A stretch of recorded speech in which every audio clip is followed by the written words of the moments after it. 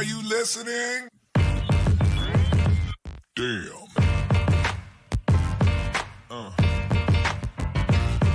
Yeah.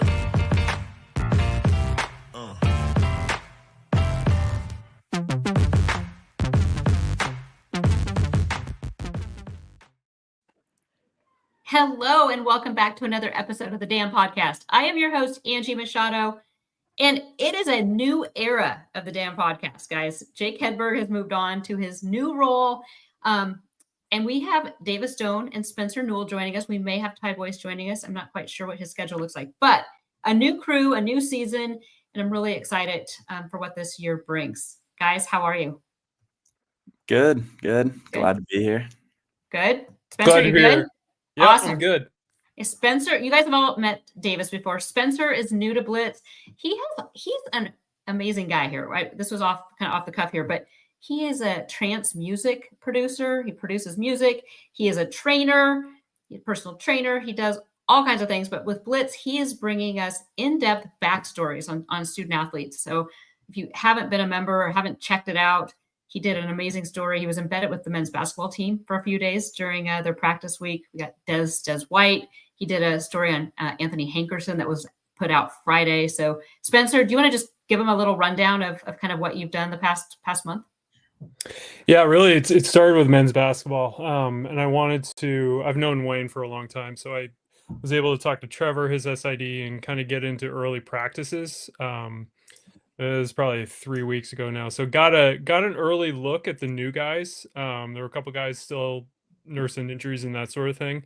But got to know the guys, got to know all the staff. So I'm going to go back to practice probably the next couple weeks or so and keep interviewing the guys and getting to know them. And I mean, so far it's so early, there are no official practices yet.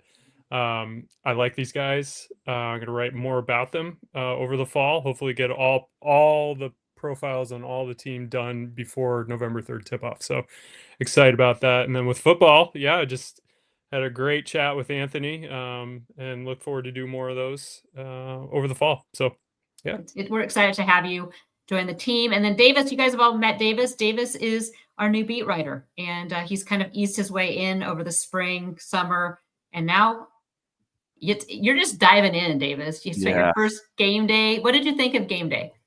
It was good. It was a fun experience being on the field and meeting all the recruits and then going up in the press box. I enjoyed that. We make him work though. He produces for us the top takeaways from the game. So we have something right after the game to put up. And he also highlights the top players right after the game. So we put that up usually Sunday.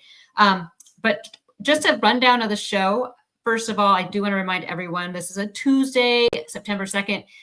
BeaverBlitz and 24/7 is running their 75% off annual subscription promo. This is the time, guys. Get in the lodge. There's so much. We're going to go into some of it, but there's so much discussion going on in the lodge right now about the game, the play of the players, the coaching staff, the athletic department, the fans, so much. And you won't find a more passionate or knowledgeable group anywhere. 75% off gets you all the stories. Like Spencer said, we do basketball, we do baseball, football, recruiting, you name it, we got it. So now is your time to join because this goes away at 10 p.m. Pacific tonight.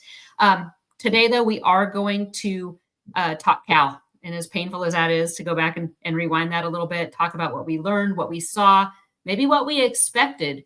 We're going to talk about that. And then we're also going to preview Fresno State this Saturday, 12:30 at Research Stadium. So we're going to talk about that. And then we have some damn questions as well. If you're watching us live and you want to add to the comments, make sure to pop those comments in the live chat. And we'll try to get to those as we go. But Cal, I think there was so much anticipation for this game, you guys. This was a big game. An ACC opponent, former Pac-12 team. I think when you looked at the schedule, it was those first 4 games that looked like they could be really meaningful. And we'll talk about kind of what went wrong. But what, first of all, Davis, did you like that you saw on Saturday? Second half was a lot better than the first half. Our offense came out, threw the ball a little bit more. Malik had 244 passing yards. It wasn't a matter of we couldn't pass. We were getting downfield, couldn't score. But I liked our passing game. like a little bit more than anything else. Okay. Spencer, what stood out as something you liked that you saw on Saturday? Honestly, two things. Really, just number one being back at Reeser because I love that feel of the first football game. And second, Trent Walker. I mean, he's a stud. We knew it going into it, and it was good to see Malik hook up with him. I'm going to leave it at that for now. Okay. I agree. Second half was way better than the first. And I did think Oregon State shot themselves in the foot way too much. I mean, we can talk about the failures, but there was a lot of just missed opportunities. I actually thought the defense stood out, and especially the defensive back play. And the more I've kind of mulled on it, I watched the game again on Sunday. They played really, really well, the defensive backfield especially. I thought they held coverage. Cal has some explosive athletes. They held coverage, and I really did. There was a reason why Ryan Gunderson had Jaron Saiga Polo Tele as his number one athlete and was his number one target. He's really, really good. So some of those catches that they made, they were not uncontested and they weren't running solo down the field. So I see there's a lot to build on there, and I liked the adjustments too that defense made. Okay, but what went wrong? I mean, I think we could kind of start. Let's just start at the beginning. I mean, Spencer, what is two things maybe in your head that stick out as really things that need to be fixed, like immediately? The defensive line, we were high on them. All of us were high on them to be more improved than last year, and we just didn't see it this year. I mean, they lost their top 5 running backs in the portal last year, and I know they restocked. But still, you'd think with the hype that we were given the defense and Trent Bray being back, like I expected them to just come out firing and just shut down the run. So that was a big kind of thing for me. The other thing that kind of came out was like, Trent Bray brings a swagger to the defense. We saw it in 2022. Like he came in after Tibesar and just started like it was a completely transformed defense. And considering how things went last year, like I thought we were going to come out and have that swagger. So I guess it goes to the first point I made. But it didn't feel like there was no intensity. There wasn't, I don't know, it just didn't feel like they were hammering and firing on all cylinders. I agree. Davis, what about you? Yeah, I was gonna say, I mean, we came out super slow, just as the whole team. Like, we weren't passing the ball in the first half, and our defense, yeah, they looked they did not look fiery at all. I mean, and the second thing, similar to the defensive line, just holding the edge. I mean, if they got outside, they had room. They had screen plays. They would sweep it out to the outside, and they would just first down most of the time. Yeah. I agree with both you guys on that. So my thing during fall camp was, and you guys all know that offensive line was my biggest concern, but I think that was 1B was defensive line, because we kept saying that the defensive line was improved, but I kept saying, but are they improved, or are they just going against an offensive line that maybe isn't what is up to par? So I was waiting to see how they performed this game, both sides of the ball. Yep. Davis, to your point, yeah, I felt, and we kind of talked about this offline, is I was super disappointed, to be completely honest, and with the fan turnout, with, we'll talk about kind of the AD turnout and all of that, but I felt like the team even came out, and it felt like everyone in the building somehow thought this was like an Idaho State home opener. This wasn't this, and not that Cal is this juggernaut of a program, but this game meant so much to Oregon State as they fight for relevance, try to make that point that they belong in a power conference. To come out kind of flat with fans not showing up. I mean, this was on ESPN, and they show a fan falling asleep in the stands. I mean, it's just flat out embarrassing across the board. Now, they shot themselves in the foot. I mean, defense comes out, first series, 3 and out, and then a stupid penalty that I'll put on the coaching staff on that one. Yeah. Leads to the first touchdown. I mean, it was 14-0 before Oregon State really kind of had things figured out. So, that went wrong.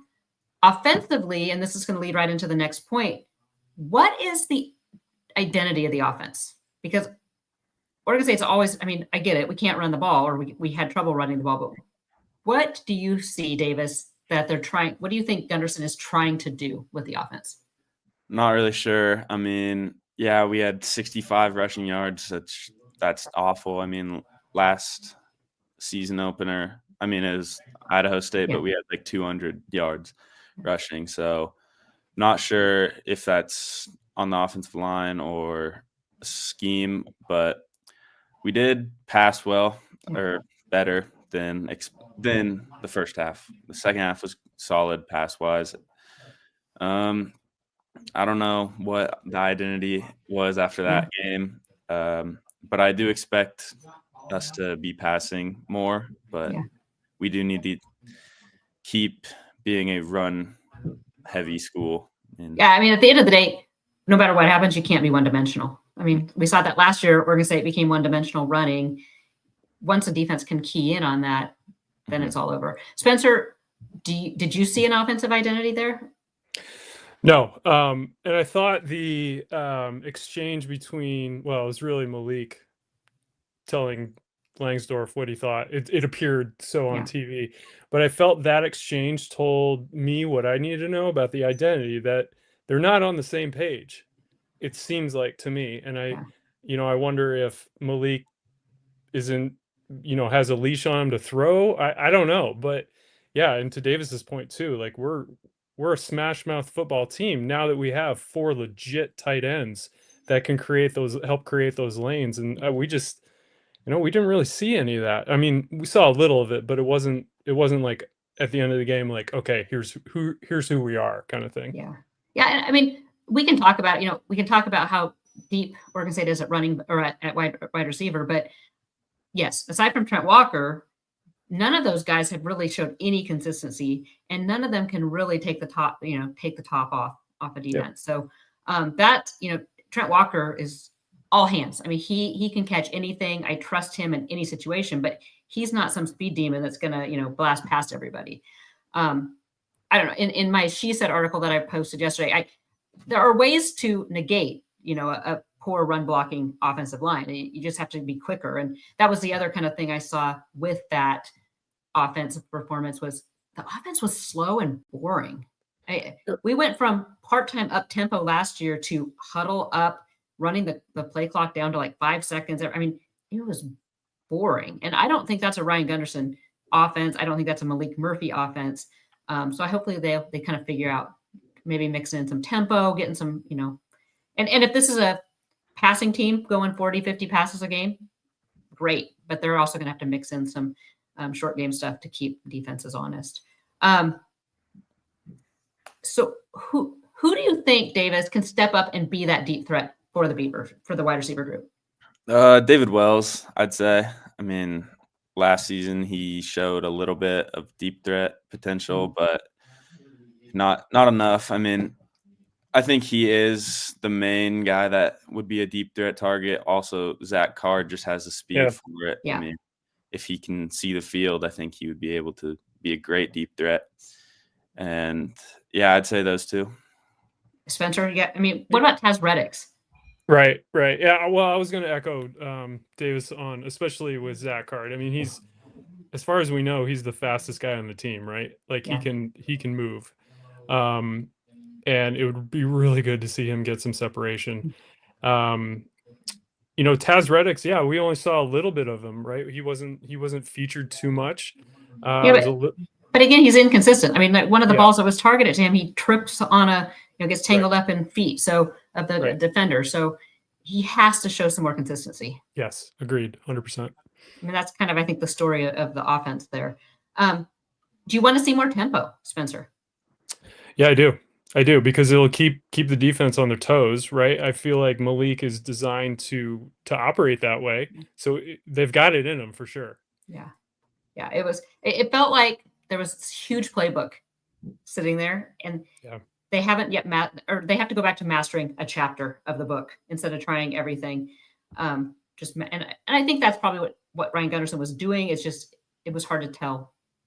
Nothing was working. Things were working, but then again, they'd shoot themselves in the foot. They'd drive down the field and then, a fumble down in, the red zone. So, or an interception. So there was just, again, stupid mistakes and costly errors was the big difference here. Moving over to defense. I said earlier, the defensive backs had pretty good coverage all night. Defensive line, absolutely no push, no sacks. Yep. So Last season, they had 7 sacks for the whole season. So we start the year with 0 right now. Aside kind of from that area, where do you want to see them improve, Spencer? I think Dexter Foster, like we got to get this guy. He's a stud, right? We got to get him involved. And I feel like, I mean, the defensive line, we know there's talent there. We've seen it, right? Is it a communication thing? Is it I mean, I would be shocked if it were a captain thing on the field, because I mean, Skylar's the captain. He's the general on the defense, and so but I feel like Dexter Foster is the key to this thing moving forward, to really getting some penetration to the other QB and the backfield. Yeah, I'm going to stop and go back for a minute, because in the live chat, StarCraft Squall said, let's also not gloss over 65 yards running either. Back to the offense. And I don't want to gloss over that. We mentioned that. But that offensive line, like I said, they did better, I think, in pass pro than I thought they would do. They didn't do as well in run support. Again, I think there's ways of combating that, bringing in the double tights help. But guys, my big eye opener was it was in the third quarter. Beavers had it down, I don't even know what yard line, but they brought in 2 tight ends and Jake Reichel as a fullback, and they lost 3 yards. That right there shows you a lot. Right. And they were a good defense. We knew that going in, but that's not necessarily an excuse, right? Yeah. Cal's front 7 was super strong coming into that game. But absolutely, StarCraft. I mean, they're going to have to figure out ways of running. I do feel good with Coach Kavanaugh at the helm. He knows what he's doing. A top tier coach, and like I said, and with Ryan Gunderson, that there's a lot of people in there that are they're not like I remind people, the staff, the coaches, the players, they're not trying to lose. You have to remember that they're trying their best. Just need some better plays, better ideas, and maybe little things that they could clean up. Okay, back to defense. Davis, were you surprised by the play of the outside linebacker edge rushers, that they weren't able to, they got close probably 3 or 4 times of sacking the quarterback, but are you surprised that they didn't? Yeah, a little bit. I mean, Kyle Allen and Nico Taylor, very good outside linebackers. So I think I thought they would have been able to create a little bit more pressure, but we also didn't have to beat Tavita Pomey at on the defensive line. So that does you have to take that into effect. There is not as much pressure in the middle. So I am surprised that there was not. I don't think we had a sack. No sacks. Like a half sack, but no sacks. Yeah, and just no pressure on him. I mean, their quarterback had tons of time to throw the ball. But he didn't necessarily need it. He was really quick at getting rid of the ball too. So that makes it tough. I do the Tavita Pomea was a huge loss that he wasn't able to go, because that was a huge piece of that fall camp coverage we had, that he had improved so much. And so that really did, I think, affect it. But then again, like I said, you look at the depth chart, they were playing guys that weren't even on the 3 deep. So, and I don't think that was, like I said, depth charts are, I think, probably one of the biggest banes in coaches' existence. They hate them. They hate depth charts. They hate injury reports.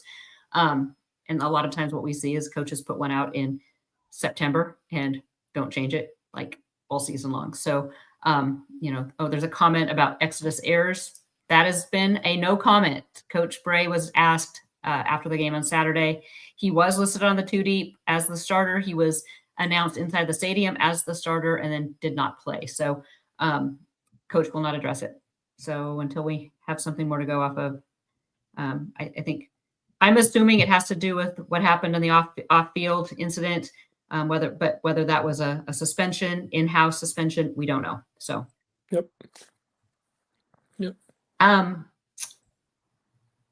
Defensively, okay, so they can improve on the pass rush and inside linebacker. I mean, Spencer wants to see more. I did think the inside linebackers played pretty well, especially in the second half. But agree, if they can, I'm going to go back to something you said earlier, Spencer, about the swagger, and that was something I mentioned is. I expected the defense to come out swagger, dancing. Granted, they had to go right back on the field after causing a 3 and out, which I mean, I don't know if anybody realizes what a big monumental momentum killer that was. Yeah. But that I waited for that, and I even when as they improved, the defense improved throughout the game. I didn't see the swagger that I Yep. was hoping to see. So hopefully we see more of that this weekend against Fresno State. Okay, let's talk a little game day because we were all there. The three of us were all Yep. in-house at Research Stadium. It was a beautiful day, a beautiful afternoon. I get it. 7:30 kicks are icky, especially for those of us in Portland or Oak Ridge, and you have to commute into the game and commute home late at night. But at the same time, it was an ESPN game, a nighttime game. The atmosphere could have been off the charts. Blackout. Team was, it seemed like it had the potential to be a really, really big game. When Davis and I got up to the press box, right before the national anthem, it was dead. Thought, okay, people are still tailgating. It just never filled in. So, like I said, it felt to me like fans kind of felt that it was just a early season, non-conference game that doesn't matter. But that really hurt us. Oh, look at this! Look at who's watching us. Marcus Greaves, former Blitz alum, doing big things in Atlanta. How you doing, Marcus? Good to see you. He was crushed. It was hard to see. So fan turnout, bad, super bad. And then let's talk, because this is garnering a ton of attention on social media. It's garnering a ton of attention in the lodge at BeaverBlitz, the athletic department execution of game day. So my feelings on this, and I, for those that don't know my background, I spent 6 years as the Portland fundraiser in athletics. I was hired by Mitch Barnhart and Greg Byrne, spent time with Bob DeCarlis. Raising Reeser One was part of it was always the motto to do more with less. That was all hands on deck all the time. And you also have to realize that Oregon State has 6 or 7 weekends a year, all year. That is a first-class opportunity to highlight academics, highlight your university, highlight everything you want to highlight, and bring donors back, bring potential donors in, bring alumni back, future athletes, you name it. It is your huge opportunity. And when I saw just the stupid mistakes that were being made, whether that's no replays on the Jumbotron, and it's been told that this was a Pac-12 rule, no replays, because they didn't want fans, overstepping the referees. And, that's ridiculous. I'm sorry. And okay, maybe that was a Pac-12 rule, but now the Pac-12 is Pac-2. So Scott Barnes, do something about it. Take the rule off the books. This is stupid. Misspellings on the scoreboard going completely 0-0 at one point. Just a lack of detail and attention to detail. And so I get you're not going to be flawless all the time, but you have to be as near flawless on an event like that if you're producing it, especially when you're asking more of your fans. You're asking them to pay more for tickets. You're asking them to help support NIL. You're asking them for all this stuff. And then you come out, and I really felt laid a complete egg on that game. Again, it felt like they thought it was a scrimmage, a practice game. Spencer, you were in the stands. What was your overview takeaway from game day experience? I mean, quite a bit. I mean, second quarter, I guess I was over in the 200 section, looking kind of towards the Hilton, and there were so many empty parking spots in the tailgating. That was like kind of the first thing I noticed. The second, there was a moment for like 5 or 10 minutes where I think there was a botch play on the field, but then the panels on the scoreboard started going out, and then the score went to 0, and then it went back to first quarter, then to third quarter, and then and I don't know if there's like a good emoji to really encapsulate what happened, but it was kind of like I turned to my friends, I'm like, I don't even know what's going on at this point. Like, it was just, it was so like kind of like strange. And I mean, I go back to this being such a monumental game for us because of the last 2 years, everything we've been through from realignment. Oregon State has come out saying, we're going to lead this charge. We're going to, step up. And ESPN game, like the entire nation was watching. It was our time to seize the moment. And I just felt like we didn't deliver, unfortunately.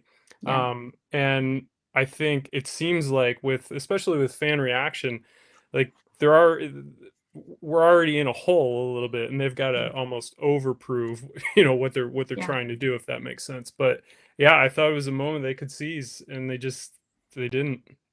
Davis, you have a different perspective. A, you're in the press box, but B, you're a student. You're a current student at Oregon State, a little bit younger perspective than definitely me, a little bit younger than Spencer.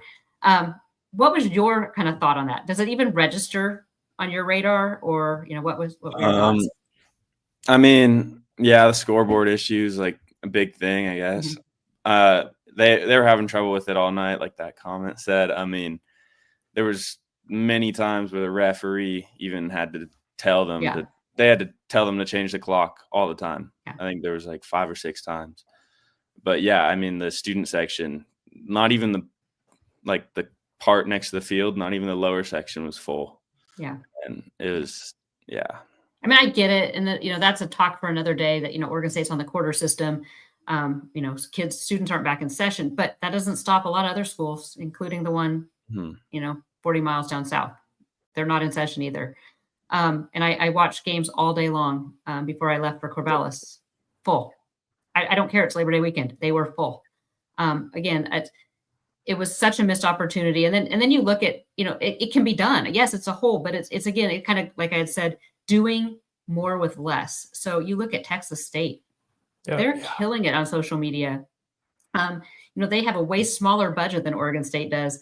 And, their president is riding in with his wife on a motorcycle on game days. He's tweeting, the AD's tweeting, and that's free. Tweeting for these athletic administrators is free, and it just builds goodwill, and you can talk to the fans. So much they could do. Boise State, again, doing so much more with less, just from their game day experiences to, their interactions with fans. So, here, somebody in the comments, let's get to Kyle Wilson. Quote, "We're totally still a power program, guys. Oh, by the way, our Jumbotron is broken. We don't want you to want to show up the refs and haven't updated the stadium playlist since 2010. I mean, it's kind of the way it is, right?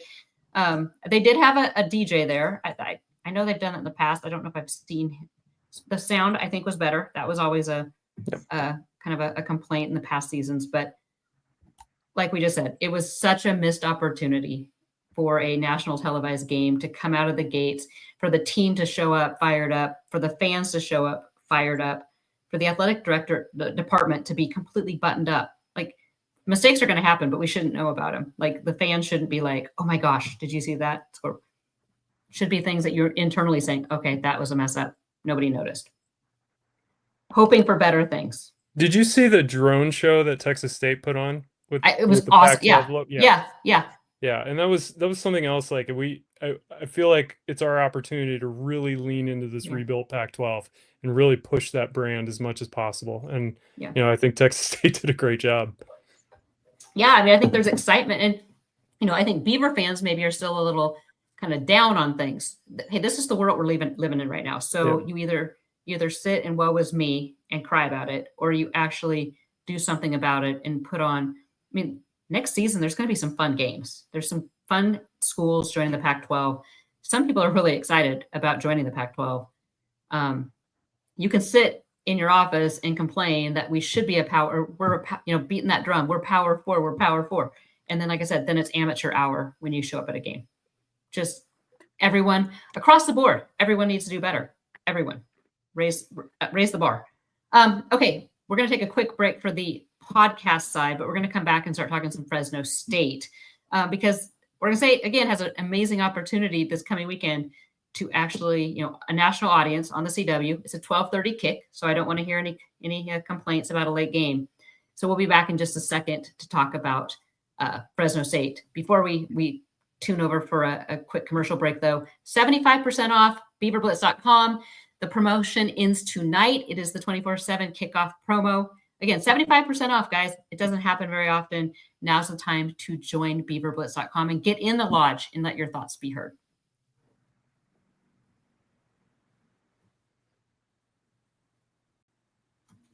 Okay, welcome back to the damn podcast.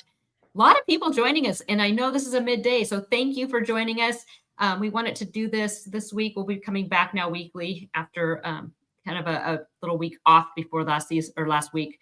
Didn't think you guys needed to hear about our thoughts from fall camp anymore. We needed to see a game before we came back. And boy, we saw a lot. Fresno State's coming to town. Big rivalry, actually, from years past. Probably one of the worst games I've ever seen was in 2001 at Fresno State Stadium after the Beavs' big Fiesta Bowl win. That was a rough one, but Fresno State comes to town. They are 1-1. They lost in week 0 to Kansas 31-7, returned home to Fresno and beat Georgia Southern 42-14. This is a team that is, excited to join the Pac-12. This is going to be a future conference foe, guys. So let's start with Spencer. What are you most looking forward to in this game with the Bulldogs? I want to see their guy Corey Foreman. He's like the defensive line guy, right? And then he's got a good supporting staff around him. They, I mean, from a Kansas standpoint versus Georgia Southern, it's not too comparable. Yeah. And they did some good things both games, it looks like, but they have no passing game. They have relatively little passing game, very few passing yards. I mean, they've got, Kurt Warner's son at the helm, and he's had a lot of leadership. He's been a journeyman too. I think he was at he started at Temple, then went over to Rice, and now he's a fourth year there now. But they're going to rely on the run game, and it goes back to the defensive line and Dexter Foster and Kai Wallen, like getting to them. If they can shut the run game down, that opens things up for us to maybe get a little creative on the defense and kind of create some havoc. So it seems like right now they really rely on one phase of the game, but it's still early. We don't know everything, so maybe they could have a really solid passing game, but we'll see. Corey Foreman. Nate, I did not know that's where he ended up. So for those of you guys that follow recruiting, Corey Foreman was the third ranked national recruit back in 2021. 22.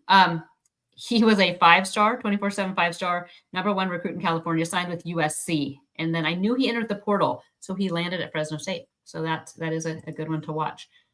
Davis, who's the top player you're looking forward to with Fresno State? I like Jaden Pearson. He's defensive back. I believe, has 18 tackles and 1 tackle for loss. But also, I don't know how to say his Kavion Thunderbird. 9 total tackles, 1 tackle for loss, and then 2 passes defended. So he kind of does a little bit of everything. They're going to be, they're going to be a well-coached team. They're going to be hard-nosed. They're going to come in and want to punch Oregon State in the mouth. What do you want to see, Davis, from the Beavers this week? Like Ty said, we just need to stop the run. I mean, they average 194 rushing yards per game and only 177 passing yards. Mm-hmm. So if we can stop the run, that's the biggest thing for us. Yeah, they've got a 2-headed monster there with Donaldson and Luke. So that it's there's kind of a thunder and lightning combo there.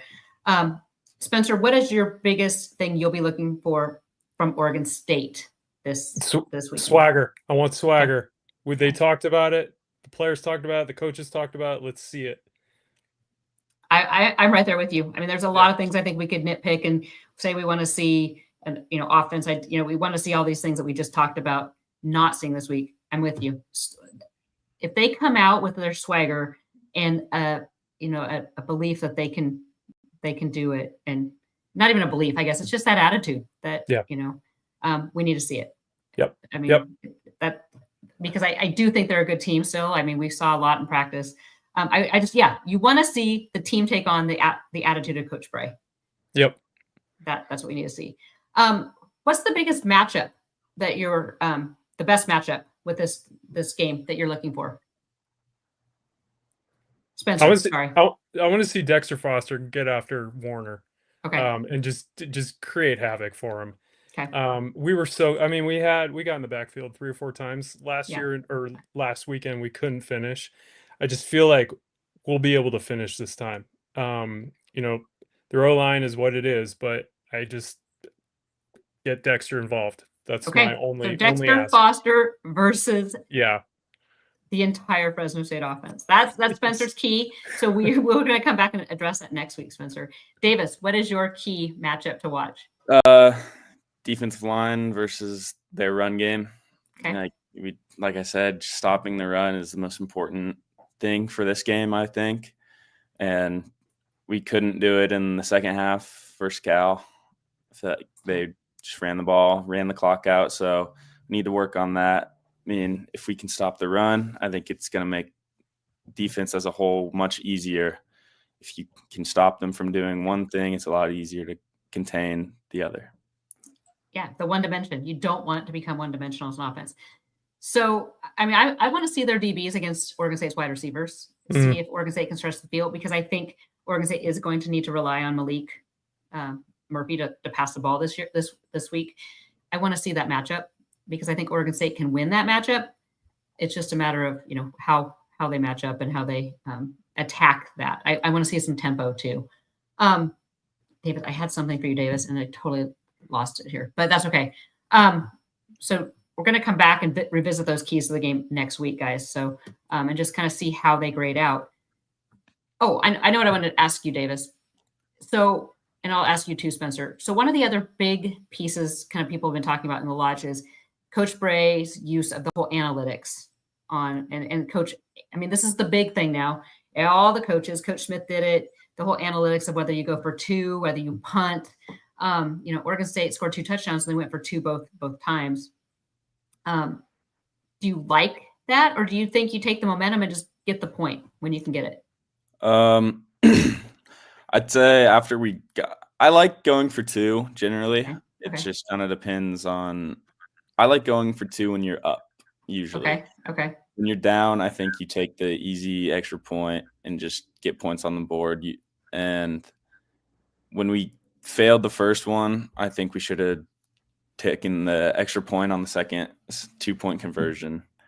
And it kind of gave me, I mean, it wasn't the same thing, but we talked about it like when we faked the field goal against U of A, just like random things like that are just not. Davis and I were both at that game, by the way, and we were talking about it in the press box. And if you guys don't remember, 2 years ago, Arizona. Oh, yeah.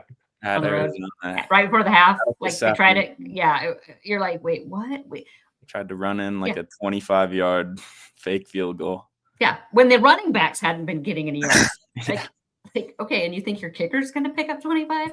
Anyway, analytics, the coaches will always go back to, well, the analytics say. Spencer, what are your thoughts on that? I go either way. And I think for Saturday's case, I would say you just take the point given kind of where we were. But on the flip side, like I'm a huge Oakland A's fan and I'm a Billy Bean guy and I love the analytics of that sort of stuff. So I do appreciate what they're trying to do. So I'm not sure. I'm like somewhere in the middle with that.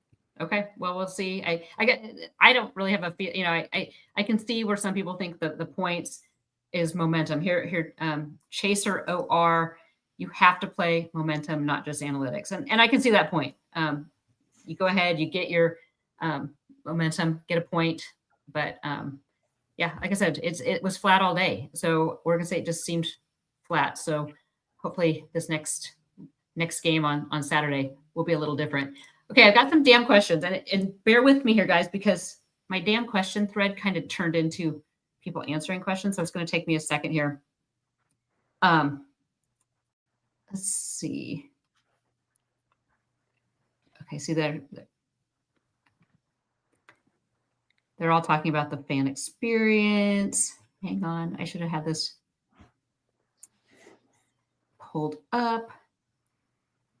Did you guys watch that UNC game last night? No, I just saw the not lowlights. Yeah, I watched a little bit of it. Okay. So what changes would you like to see made to the offense after the first game? We kind of talked a little bit about that, but give me 2 things. Just more passing? You want to see more passing, more, short game? Say we need to just come out firing. Yeah. I'd say if we can start getting the pass game going early, then that makes it a lot easier to open up the run game. So I'd say, because like we started against Cal just timid. Didn't look like we wanted to throw the ball downfield. Didn't like we couldn't. But so if we start out just firing, I think that would be. Okay. Spencer, anything different to add? Yeah, I want to see the tight ends get going because look, you got Riley Williams and Jackson Bowers, two of the top, guys that we had coming in, along with the two guys that we have on the depth chart. Like, let's get some blocking. Let's get some smash mouth football going on. Let's open the run, which will open the passing game. I mean, I feel like we have so much talent there that it's time to double down and really use it. Yeah. Squeaky Clean in the live chat says, damn question.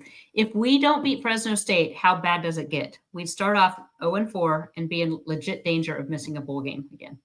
What do you guys think of that? Spencer? Davis? Oh, you want we'll go with you.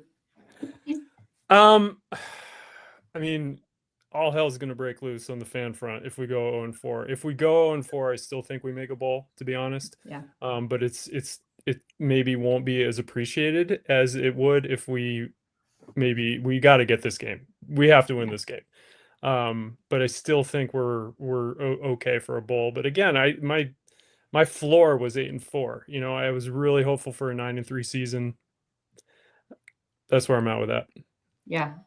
Davis? Yeah, our first four games are the hardest on the schedule, or like that stretch is the hardest. So if we start 0-4, it does raise worries, but not too much. I just think the middle to end of our schedule is a lot easier. So I will say, I had my predictions. I think you guys are both start at the season 2-2. Am I right? Both of you guys had wins. I think I had 3-1. Did you have you had 3-1? Spencer, do you remember? Oh, I did have 2-2. Yeah. Okay. I had 1-3 because I did pick Cal as a loss. And I took a lot of crap for that, guys. But you did. I just needed to see more from that line. So there is a legit chance this team goes 1-3 or 0-4 to start this. So I hope fans are. I know the fans in BeaverBlitz in the lodge they've already thrown that scenario out there, but like Davis said, the schedule does lighten up a little bit. It is a brutal stretch, these first 4 games, but there's a legit chance that happens. I still think though they can make a bowl game. In the lodge, somebody asked about thoughts on Oregon State football, what they need to do to get over the hump. I just feel like they've never built a program. It's always been a coach building a team, and when they leave, everything falls apart and they go right back to the bottom. I think that's just the case everywhere. I mean, a coach is going to bring in their own system, their own culture. I think it's hard. You can't necessarily keep if a coach leaves, and that's just kind of the spot where Oregon State is right now. It's going to be a stepping stone place for the most part. I think having Coach Bray stay and bring in some of the coaches they brought in, it steadied a ship that when Smith left could have completely just burned to the ground or sunk like the Titanic. So I think it kept it afloat, and I think he's getting his legs up underneath him. I've had a lot of questions too about him being the D coordinator and head coach, and I don't know if I talked about it last week, but that doesn't worry me. He's brought in a lot of people around him that handle some of the head coaching stuff, on the day in, day out type stuff. So that doesn't concern me at all. I think he can handle that just fine. I know last year I think he was getting his feet under him as a head coach, but he has built, it's a really good culture from what I've seen on the outside and from talking to players. It's a good culture. They respect him immensely. But Oregon State's not a Ohio State or a Texas or a school that, and I would even say those schools, when their coach leaves, things change. So the culture changes, the ideals change. So I think the biggest difference with Oregon State is you're not when those coaches leave, you don't have a bunch of 4- and 5-star athletes to build around. So then the guys that you've developed move on with the coach, and you're left trying to rebuild that way. And aside from a ton of money and NIL, I don't see how you negate that anymore. So my thoughts on that. I think I know every team's going through this to a degree. I feel like Oregon State is dealing with a different set of circumstances, considering Jonathan Smith leaving, and the timing he left, I feel like we were dug a bigger hole than perhaps the other schools at our level at that time. So I mean, I absolutely trust Trent Bray. I mean, he's a Beaver through and through. Like guys will run through a wall for him, and I'm excited for him to, to get some momentum back. I do feel like this team will get back on track this year. But I do feel like we're in a critical point with the new Pac-12 forming that we got to make a statement. We got to make it now. Yeah. I mean, that's Davis. Do you have any thoughts on that? I was gonna say, I mean, with coaches leaving, it's gonna happen everywhere. Besides, like you said, like you have to be a contender in like the Big Ten or SEC to have your coach being like stay there. They need. But even looking, I mean, but look at Bama. I mean, Saban. I mean, they're still going to be good, but they're not to Bama stand. I mean, their fans are freaking out, like freaking out. Yeah. Yeah. It's Chaser OR says if we go 0-4, we are going 0-5. I don't agree with that. I don't think so. But so yeah, I think there's so many issues right now in college athletics, and that could be a show topic for another day. It was interesting. I don't know if you guys saw somebody posted in the lodge a story. It was comments from Mike Gundy at Oklahoma State about playing Oregon as a non-conference game, and him saying, look, they're spending $40 million on their roster. We spend $7 million in NIL. Like, I don't want to play. I mean, that's not even a fair matchup. So I think that's going to be another thing people start looking at here pretty soon is, and it's a question for another day, but we've already had it in the lodge several times is, do you want to continue playing the Civil War? Do you want it with that lopsided of a playing field? Again, a discussion for another day, but stuff to think about. There's a lot going on. Mr. G Gray, it's so good that you're still with us, even though your son graduated and he is on the practice squad, guys. So we gotta hope that Joshua makes that roster one of these days soon. On Saturday, the offense looked like Cal knew exactly what was coming. When you see the linebacker Ulebea or Uluava fill gaps that quickly, there are keys he is reading that they had planned on seeing. Do you guys think so? I mean, his point is that Gundy needs to begin to scheme so that that's not visible. But you guys got to remember, Oregon State's former DC, Keith Hayward, is their DB coach at Cal this year. Do you think he potentially had some insight there of things that they should be watching for? Maybe.